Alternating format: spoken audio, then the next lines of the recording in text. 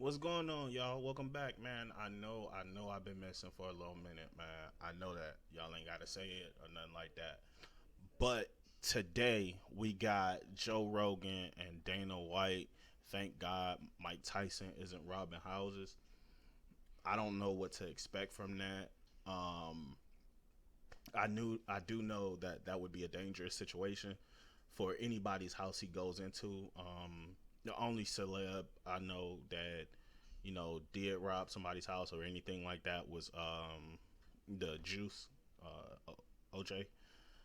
So we about to get right into it, man. Let's, and it ain't the quality because I got it on 1080, man. It's just the actual thing that's like that. I don't know why. I'm the best ever. There's never been anybody as ruthless. I'm Sonny Liston. I'm Jack Dempsey. There's no one like me. I'm from Nairclaw. There's no one that can match me. My style is impetuous. My defense is impregnable. And I'm just ferocious. I want your heart. I think Mike Tyson was the greatest freak that's ever existed. After some fight, Iran Barkley, the guy asked him, said, so if you weren't fighting, what would you be doing? He said, I'd be robbing your house right now. You know? And no, serious. The guys who fight were put on this earth. If they weren't fighting, they'd get some shit up somewhere. Boxing and a lot of other combat sports has taken people out of the streets. Me and Mike Tyson talked about this for hours about it. He talks about what he would have been doing if first of all, he didn't hook up with Cuss, and he didn't go up there, and he said, Cuss broke me down as a fucking human being and then built me back up. And he said, I honestly, truly believe that me and him were put together because he's the only one that could have fucking done it. Because let me tell you what I would have been doing if I didn't meet Cuss and I didn't get into boxing. Yeah, he had so much respect for that guy as a trainer and so much respect for him as a father figure that it like punches, inspired him to greatness. I would never take a hit inspired from him Tyson. to focus 100% on pleasing that guy because that was the first guy to really show him love and to really show him respect and to have faith in him. And then under him, all of a sudden, all these great things are happening, all this success is happening. I was coming to destroy and win the heavyweight championship of the world, which I done. And I like to dedicate my fight to my great guardian, Customato. And I'm sure he's up there and he's looking and he's talking to all the great fighters and saying his boy did it. And he talked about how much fucking anger he had inside of him at that time. I was a much older person. He was a much younger person. Not only that, he was accustomed to being in the company of different types of people. And as a result, he didn't know how. Speaking of which, looking into the actual Mike Tyson show is actually pretty good. It gives you a better insight of everything that was going around and what was actually happening in Mike Tyson's life. I think I'm like 3 or 4 episodes in. It's really good. It's like dope. How I would accept or be receptive to him because of that. His character had to be developed and strengthened. You had to learn discipline. The strengthening of character has been a slow process because the rules that he's learned to live by, had learned to live by, were not those generally accepted by society. Not at all. A dog-eat-dog affair. Well, Cuss, she had pretty much signed me over to Cuss before she died. What's that feeling like? Excuse me? What's that feeling like? Your mom, who you had known, even though she was abusive, and it hit you with a bunch of stuff, and just kind of said, take him out. I'm done. No ad. Nope. I ain't mad. Get your money though, man. I'm not about to sit there and sit through it though. The world who I was. Well, you watch those combinations he throws when he's training with Cuss. There's a video of him. I don't know if it's Kevin Rooney or Teddy Atlas or who's working with him, but he's throwing off combinations on the bag, and he's probably like 18 years old. And it's like, and you're just watching these ridiculous, ruthless, violent combinations like no one has ever thrown before. I don't give a fuck about Joe Louis. Muhammad Ali was the greatest, yes, a great cultural figure, a great boxer for his era. I think Mike Tyson was the greatest freak that's ever existed. I don't think there's ever been anybody like that. I agree. The Marvis Frazier fight. You remember that fight? Fuck yeah. Jesus Christ. That was as close to a murder as you could watch on television. When you start to watch the old fights of Tyson coming up, there's guys that he just fuck. It just goes to show, like, just looking at the trunks that Muhammad Ali wore, Mike Tyson wore, Sugar Ray Leonard wore, all of those had one person that they modeled it after. Like, and it's my favorite fighter of all time. If you don't know who this is, go back, watch some of the clips. I think he was in over 200 fights or something like that, but his name is Sugar Ray Robinson, man. He was the first to be what Ali would call pretty. Like, and he would knock people out moving backwards.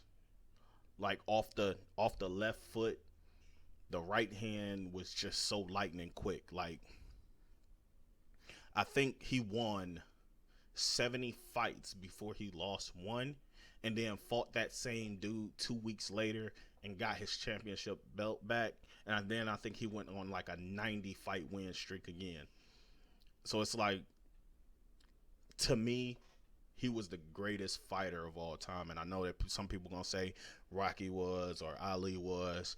And the thing about Ali is, he said to him the greatest fighter of all time is Sugar Ray Robinson. So did Leonard and Mike Tyson. Both of those, well, all three of those people looked up to Robinson. And if you were to mold somebody to be the perfect fighter, it would be Robinson, hands down. Ooh, fucking murder. Right? Frank Bruno fight, just clubbed him. And when I was first coming up in boxing, right, there was a gym that they used to shut the place down for Mike when Mike would come in. So he'd come in and train. There'd be fucking 50 brand new cars that would pull in the fucking park. It was great. Dude, it was craziness. The aura that surrounded Tyson at that time, and just all the crazy shit that went on. But he had tigers. Everlast made a special bag for him. So they'd come in and take down the bags in the fucking gym, the real bags, and they'd put up these special bags that were fucking this big. They were just massive. You couldn't put your arms around them, right? When he would hit a regular fucking bag that you would buy, you know when you break a firecracker in half? That's what the fucking bag would look like when he would hit it. The fucking thing would snap in half this way and come back this way. The fucking power that this guy had when he punched, you had to be there to, like you said, the combinations you see him throwing on the bag. And just, if when you saw it in person, you were just like, what the fuck? I would love to see that. You just call me Nate. But every time he asked me to do him a favor, I'm like, dude, I do anything. Isn't it weird when Mike Tyson calls you? Do you look at your phone and go, holy shit, Mike Tyson's calling you? I fucking, dude, Tyson is my favorite all time. You know, I fucking love Mike Tyson. Yeah, he's one of my favorite all time fighters as well. There was nothing like a Tyson fight. Yeah, exactly. They were different. They were different experiences. So true. You know, when you saw him fight somebody, like, Jesus Christ, what is Tony Tubbs going to do to him? How about when you're watching? I don't give a fuck if you were there live, which I was very lucky that I was able to do that. I'm not. You know, go to a few Mike Tyson fights live when he fought, or if you were sitting at home watching TV. As soon as they fucking showed him on camera walking out, you just fucking got the goosebumps and went, "Oh my God!" He was so terrifying. I love that scene in the movie Tyson where he talks about what's going through his mind. All his insecurities go away by the time he gets to the ring. I'm a god. I'm indestructible. When you watch a Tyson documentary, it's fucking awesome. You're in awe. Yeah, it was a completely different cultural experience than like the Muhammad Ali era must have been. Because the Muhammad Ali thing was like, Muhammad Ali was different because he was so much more admirable as a human being. Like what he did was like, during the Vietnam War, he said, you know what, man, why are we going to war? Why are you sending me to war? Well, I don't want to kill no Viet Cong. No Viet Cong never did anything. And then everybody in America was like, yeah, what the fuck is going on? What are you doing? And then they took they made a martyr out of him by taking his career away for 3 years. They did. Tell me, champ, would you have been prepared to go into the army if it hadn't been for the Vietnam War? Under no conditions did we take part in wars and take lives of other people. So when you see like Muhammad Ali, you see a different thing. You see like a troubled time, the Nixon administration, and people were down on the government, and the Vietnam War was so unpopular. When you see Mike Tyson, you just saw destruction. It was a completely different experience. It's like he was like Sonny Liston on meth. Yep. It was like Sonny Liston, but moving 100 miles an hour, and there was no Muhammad Ali to stop him. There was no Muhammad Ali to, no young brash kid to dethrone him with boxing. I always talk about when I'm talking about the UFC to people who really don't understand fighting and the sport and stuff. But so the way that I usually break it down for them is I say, listen, you look at the NFL, how big the NFL is, been trying to go over here, go over there. Cricket's big over there, never big over here. Fighting crosses all cultural and language barriers and shit. Yeah. No matter what color you are, what country you come from, what language you speak, we're human beings and fighting's in our fucking DNA. When you really think about fucking all the most famous guys, think about Michael Jordan, how big he is. Think about who are really fucking well known everywhere, all over the fucking planet, and worshipped. Guys like fucking Tyson. You know what I mean? Weird? Muhammad Ali. Bruce Lee. Listen, David's known for the father of Israel. He created Israel, right? What's the only thing you know David for? What is he known for? He created the whole nation, but what is he known for? Killing Goliath. Yes.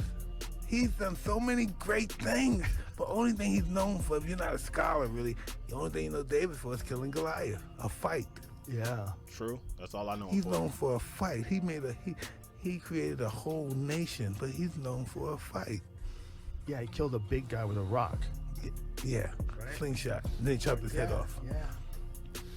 Wow. Yeah, there's always throughout history there's been the best fighter, and they were one of the most revered people in society. Listen, in 2020. someone told me the other day, said you could work in Tesla, the head corporation in Tesla. All your high-tech geeks, right? If a fight goes down in the lobby, everybody's left the room, they're watching the fight. It's just, that's what fight does, is the animal instincts in it. That is so true. You can be anywhere and a fight breaks out, you're gonna want to watch it. It can be like the dumbest thing, but you're still gonna know. You're still gonna want to know what happens. And before I get out of here, I remember my dad having a fight party for Mike Tyson. Like my uncles and everything was there, paid for the fight and everything. And I believe he knocked the dude out in like under a minute in the first round. And so it was just like, what else is there to watch or do? Like, it was over that quick, because we had just put the food and stuff out. The bell had just rung. Of course, when you little, you can't be around all the adults, so we had to go upstairs. And I come back downstairs and everybody is like, oh man, and it's just so loud because the fight had ended and he had knocked him out. And my dad was like so upset. But I appreciate y'all for tuning in, man. I will be posting more. I will be going live more. I'm getting back to schedule, but I appreciate y'all. You already know what the last ending of my slogan is. Get up on my lounge, man.